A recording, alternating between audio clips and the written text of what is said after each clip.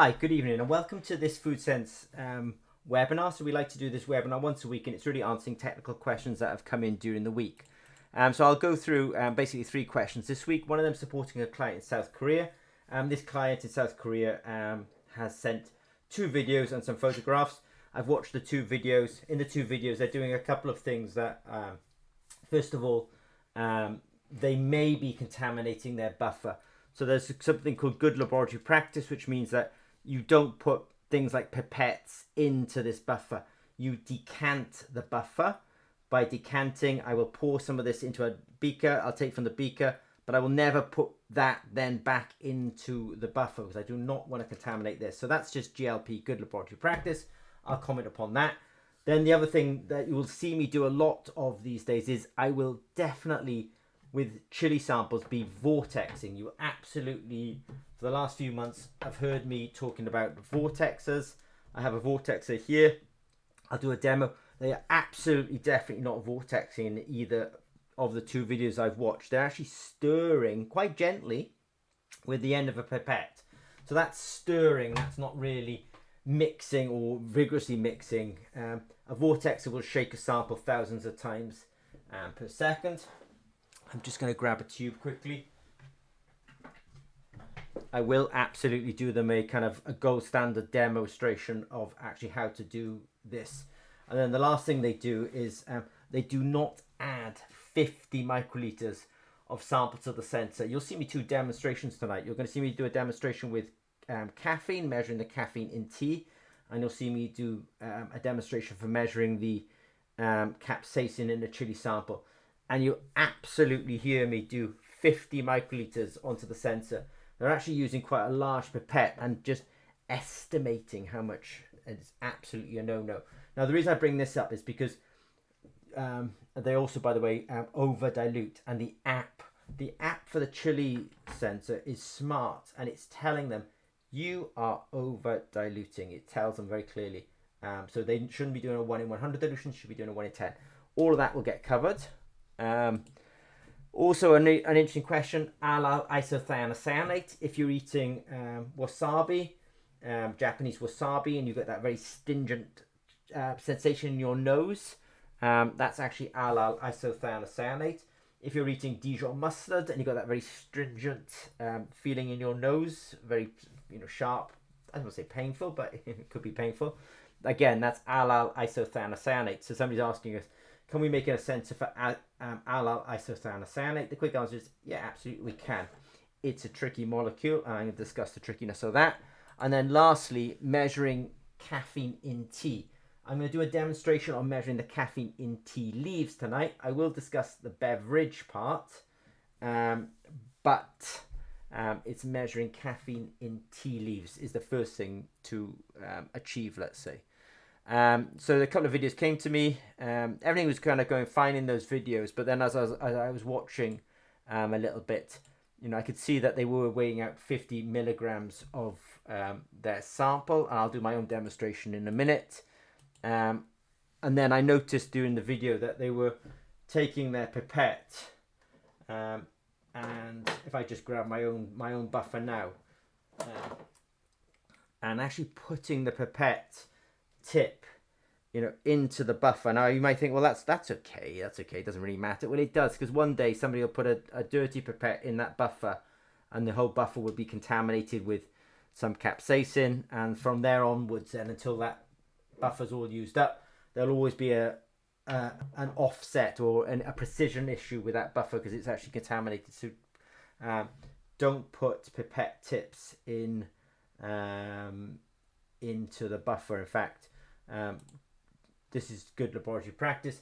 If I want to get some hold of some of this chili buffer, what I will do is I will put it into a beaker, but I will never pour that beaker back into the buffer just to conserve buffer. I can't. That's just, it's just not. Anything happens here, if I try and pour that back into the main buffer, then I could end up carrying the contamination. So you'll never see me sticking pipettes into buffers. Not good laboratory practice to do that. So don't do that. they're basically mixing about 4.95 milliliters of buffer with 50 milligrams of the sample. But the app later on in this video will say to them, this is dilute less. It will tell them to dilute less. It absolutely is telling them that you're diluting your sample too much. So they're doing a 1 in 100 dilution when really I think they need to be doing a 1 in 10 dilution. And the app, it's not me telling them that, the app is telling them that in real time as well. Now this is a really big sort of no-no as well. So when I was watching the video, so they're weighing it all out, it's completely fine. They're putting in the buffer. I think they're over diluting, and the app is telling them they're over diluting. And then this is how they're mixing. This is how they're mixing. This is, I wouldn't call this mixing. This is how they're mixing. Sort of mixing it with a pipette tip like that. No. It's got to be vortex. There's no way they're really extracting that capsaicin into that. I mean, that's, you know, if I counted that, that's probably like 20 or 30 or 40 mixes with a pipette tip. When I'm using a vortex or I'm shaking that thousands of times, there's no way that they're... And then this, just that last bit there, to get it onto the sensor, they're using a large pipette and not adding 50 microliters. They're kind of estimating, you know, how much is enough. It does actually, you know, just so that people are not, you know, well, maybe they were, you know, it very, very, very clearly says, it's got a nice image of this on page 13 in the manual, that it does say to add 50 microliters, and even shows the right kind of right kind of pipette to be adding. So the thing is, see, I can't answer questions about precision and accuracy unless the rules are being followed, let's say. Now what's interesting is I can see that data here is coming out quite nicely. So you can see when they were running that raw signal, I was just kind of keeping an eye on that raw signal. So they've got a raw signal appearing here. Now I know that it's like, you know, that could be very subtle, but it just tells me that, you know, things are generally, at least, you know, we're working okay. But at the end of this, when they finish running this, it actually just says something like to dilute, you know, you need to dilute less. And the app there, it says it there. So they need to vortex, absolutely need to vortex, and they absolutely must add 50 microliters. It's no good estimating with a massive pipette like that. You've got to add 50 microliters. There was another video as well that really followed this. In fact, the first, their results, they did add in the app, you know, 1 in 100, that was correct. But it did say at the end there, upload complete, too low, dilute less. But those are your instructions. So you did 1 in 100. There is another option for you, which is 1 in 10. There's another video, which is really a very similar video, where they kind of get their 50 milligrams, they put in their buffer, they do a 1 in 100 dilution. Again, they put the pipette tip in the buffer. That's a GLP problem, good laboratory practice problem. Again, they don't extract or mix with a vortex. They're doing it with the end of a pipette. So that's, you know,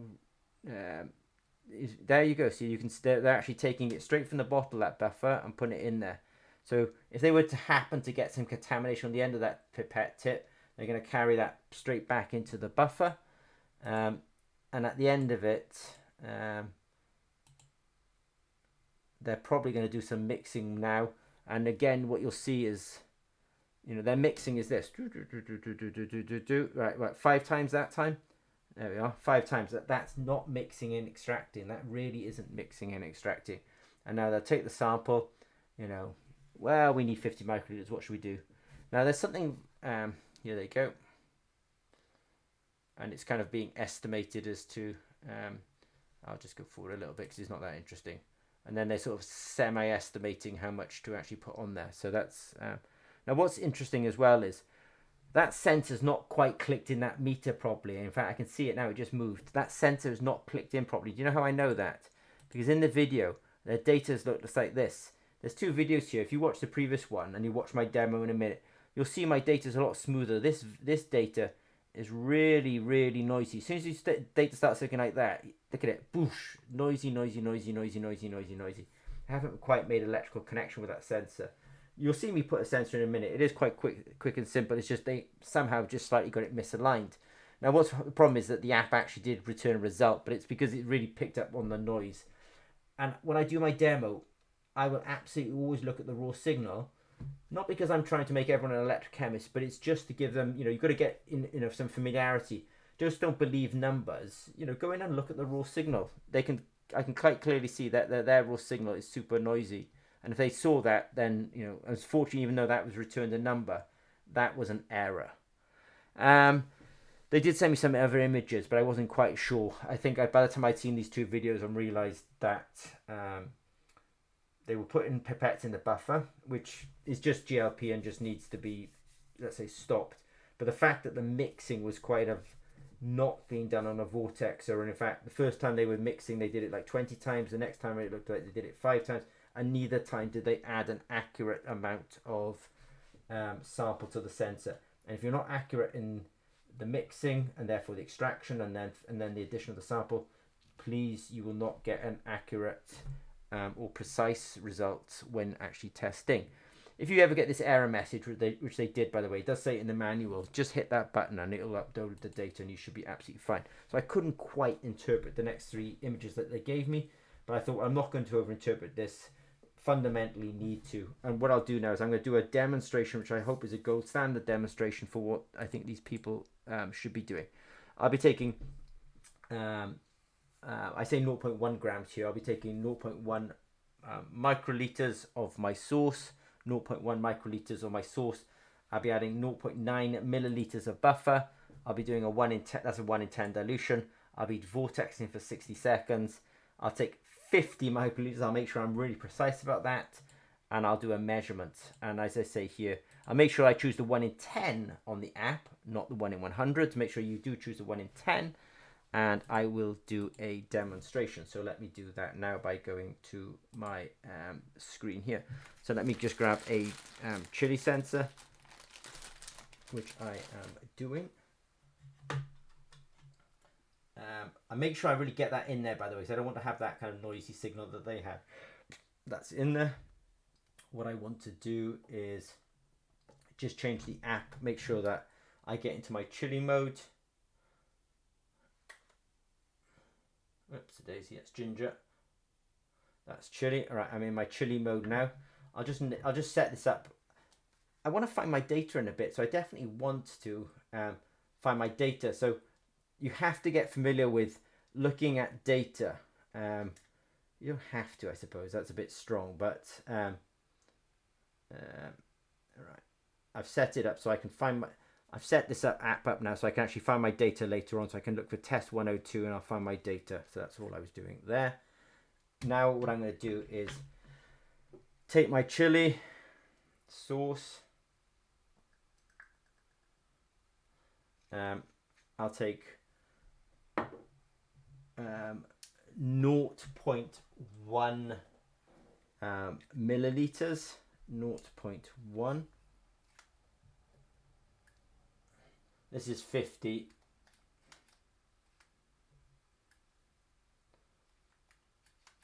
This is 100.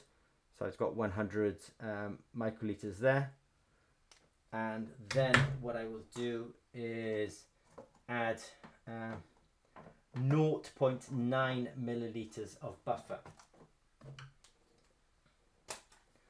0.9 milliliters of buffer, which I will do.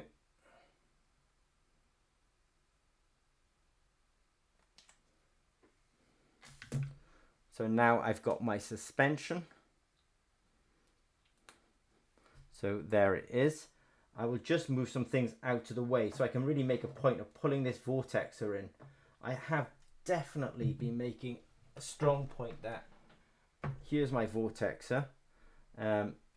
If you watch the rest of this webinar, I will have a photograph of this later on. So I've got my vortexer there, I've got my sample there. All right.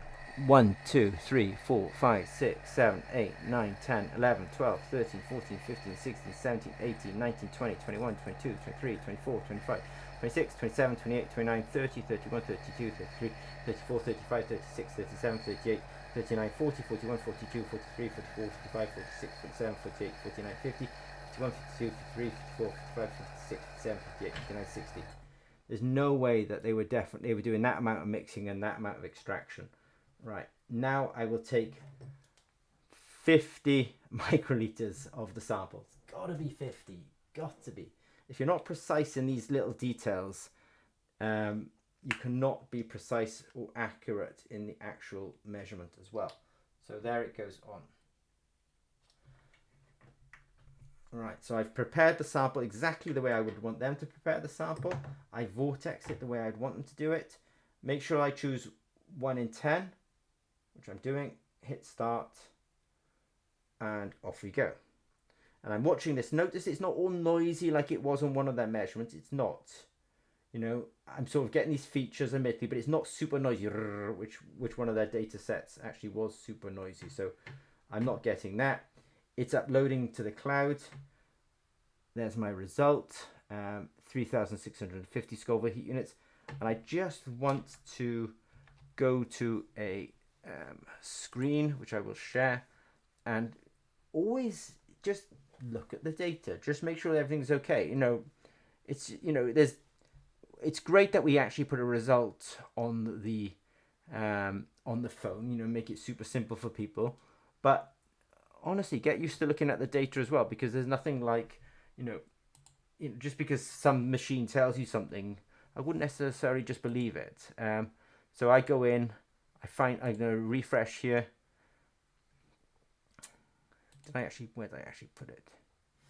Let me just check where I put the data. Yeah, I called it T102, which is my silliness. That was what was confusing me. But look, make sure everything's going okay. Come in, peak 1, peak 2, peak 3. If you've done a good sample, you should be able to see these. Peak 1, peak 2, peak 3. Those are the peaks of capsaicin.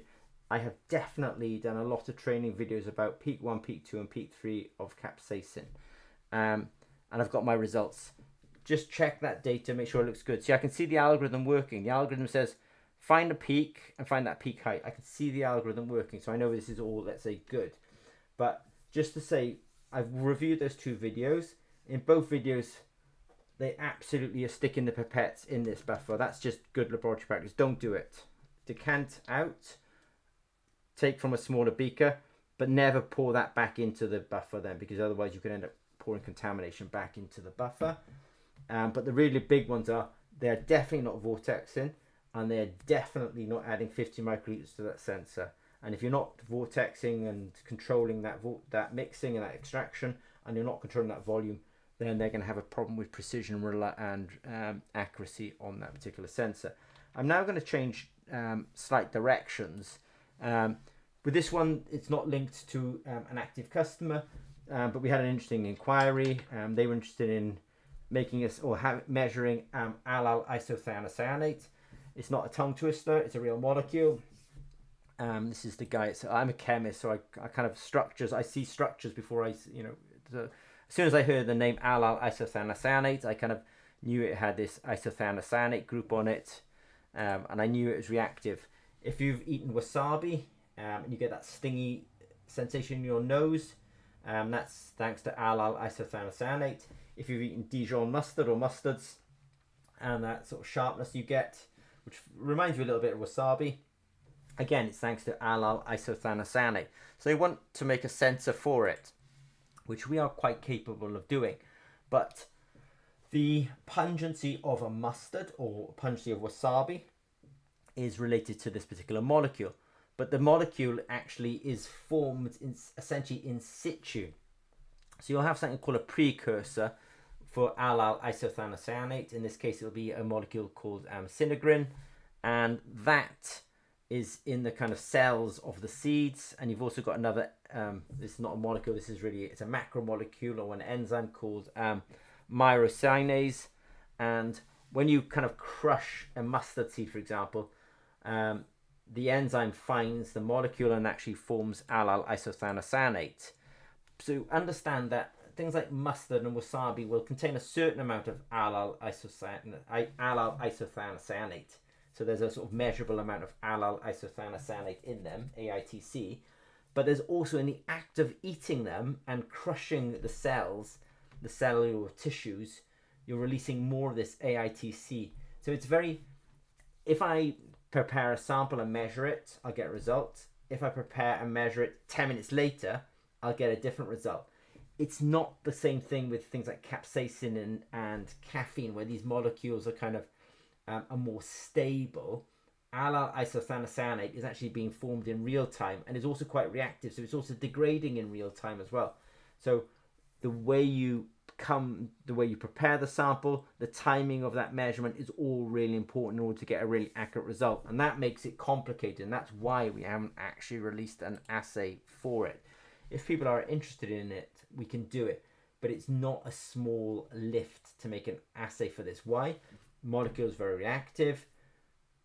It's also and so because reactive is kind of disappearing in real time on you, but it's also when you're eating, that sensation of hotness is that's because the molecule is also being generated in real time. So it's quite a complicated system. Now I'm going to go on to something a little bit simpler actually.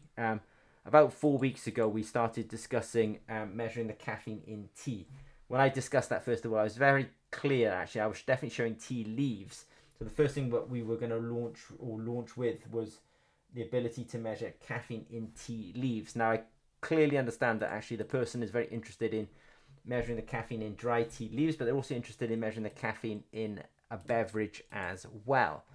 So we have set up for doing this. I'm just going to describe the protocol. I did ask them what kind of tea they were using. I haven't heard back on that, so I just took a tea bag. Unfortunately, is all I had, and I weighed out 50 milligrams of tea on a little balance that I have. I'll just grab a balance here. I literally got this off Amazon. It's nothing super special. It probably didn't really cost me more than $20. Super non-special little balance, and I weighed out 50 milligrams on that little balance, and then I put that into a little centrifuge tube. I'm just going to grab a clean one.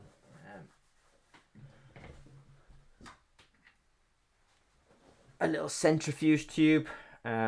This has got a volume of 1.5 milliliters.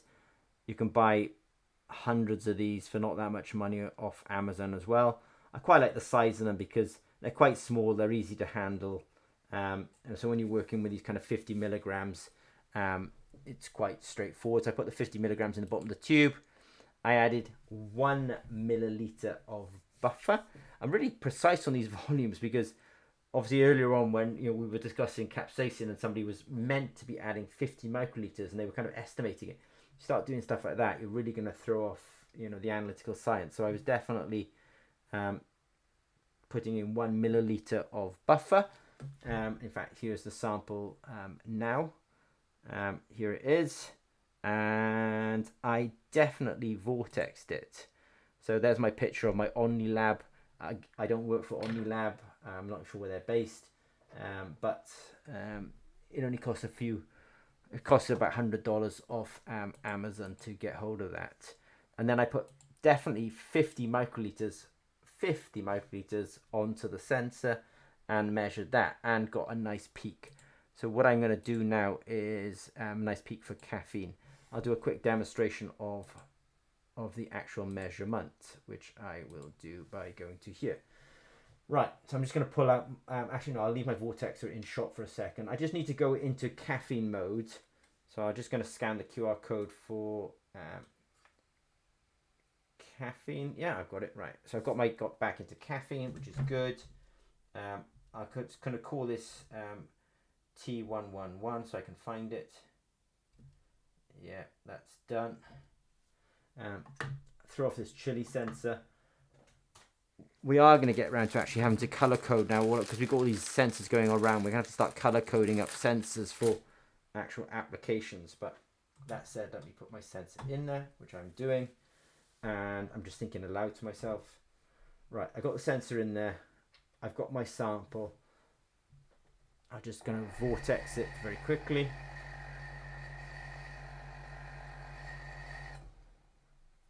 I'm just going to go continue. It does tell me here to put 50 microliters onto the sensor, which I will do.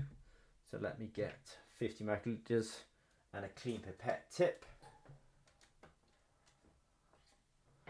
which I am now doing. And I'm just making sure that that's all closed and I've got electrical connection with it. again, there's a first half of this where somebody was measuring capsaicin and they had very noisy signals, so they weren't making quite good electrical connection.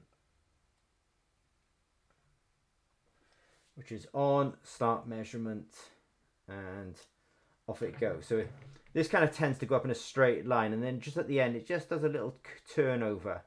It's a bit subtle, but it goes up like this, so that kind of tells me that, you know, at least the instrument's working correctly. Again, I know it's just a sort of a visual indication, and I should just wait patiently. In fact, I might not even be that patient. So that's perfect. It's come back and says 97 milligrams per gram. So 97 milligrams per gram of caffeine in a gram of these tea leaves. So if I just kind of, in here there's some tea leaves. So if I took a gram of that, there's 97 milligrams of caffeine in that. And I just want to, again, come up. So this is, I'm not showing the right screen, but I will share the screen now. Here we go. So I'll just go into my data, find my data. I think I called it something like T111. There it is, T111. There it is. Boom. See, it's doing a similar job to what whoops it is. I'm just gonna get rid of that. See, I want this person to get to this stage where actually they're taking 50 milligrams of dry tea leaves, putting it in 1 ml of buffer, vortexing for 60 seconds, putting 50 microliters onto that sensor, measuring it, getting probably similar to me actually, probably, you know, some tens of milligrams per gram, and then they can just check their data and see their beautiful peak. When you're there, then it's time to move on and start thinking about the tea. Now I know I was a bit tired this evening, so I've actually made a few let's say errors here. So I know that so if I was, I actually measured at 97 milligrams per gram, which means, but if it was 80, let's say, I can do a quick calculation and say, if I put 2 grams of tea and the tea has 80 milligrams per gram, I've just put 160 milligrams of caffeine into that tea. Now, if the tea's got a volume of 240 mils, like a cup of tea, then actually I'm getting 0.67 milligrams per mil.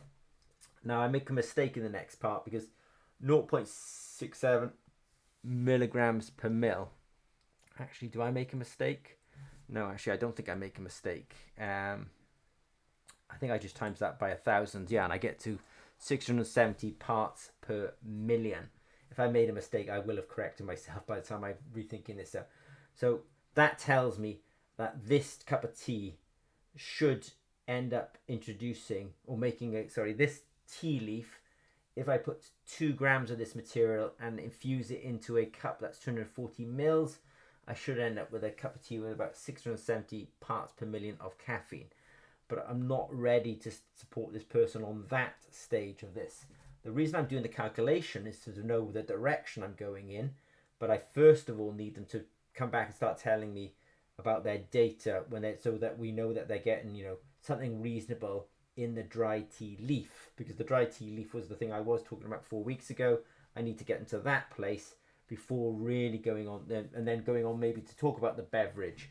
But the thing is, the caffeine per gram will be higher in the tea leaf than it will be in the drink. So first of all, let's do the easier job, which is measuring it in the tea leaf. Then you can actually calculate ahead and think what's it going to be actually in the tea. And then when you measure the tea eventually, and you find out there's a mismatch, then we can start talking about efficiency of extraction. And that may be just coming down to the efficiency of, I want to say, maybe you call it infusion in tea. So, which also, because it's more dilute, we may end up doing less dilution. So I have some strategies, let's say, strategies in our portfolio of actually how to deal with tea in the beverage as opposed to dry tea. First of all, work on the how many milligrams of caffeine is in the tea leaf, which get that going a few times, get the confidence in that, and then you move on. And it's funny because I know people are always really kind of, I want to do the dry tea and I want to do the beverage, and at the same time, and it's like, unfortunately, I am also that kind of person as well. But the scientist in me as well also says, no, get the first one checked off before you're trying to get onto the second one. But so get the first one checked off. That's just doing it in the tea leaf before trying to check off the beverage itself. Now what I want to say is, so 3 questions came in this week. South Korea. South Korea, I have done, I think, quite a golden demo tonight, actually, of how you should really be doing those tests. You definitely should not be mixing it with a pipette tip. In the first video, you mixed it with a pipette tip 20 times. In the second video, you did it about 5 times. In neither of those videos did you add the same amount of material to those sensors, because you were using a large pipette and just estimating it. So you've got to get control of those conditions. Allyl isothiocyanate tastes delicious, gives you a lovely sensation. It's a tricky old molecule. It's very reactive. It's just reacting all the time. But it's also formed in the eating of the material. If you get a mustard seed and you crush it and you suddenly get that sharpness, that molecule is literally being generated between the enzyme and the what's called the precursor, and forming the allyl isothiocyanate in real time. So there's lots of complexity to measuring that molecule. I think ZP is actually really quite qualified for doing it, but it's not as necessarily straightforward as capsaicin or as caffeine as we've done. And then thirdly, this evening, I'm really pleased. I've been measuring some tea this afternoon. I was just really pleased because I knew, I knew I was expecting the sort of tens of milligrams per gram kind of thing. I suspect this is not the world's best quality tea, but I do suspect it's quite high in caffeine. It's quite a pick-me-up. So I wasn't super surprised when I was kind of getting in the high, almost in the hundreds of milligrams per gram on that tea. Now, if you have any questions of ZP, how do I say it? Please don't hesitate to contact us. Okay, thanks very much.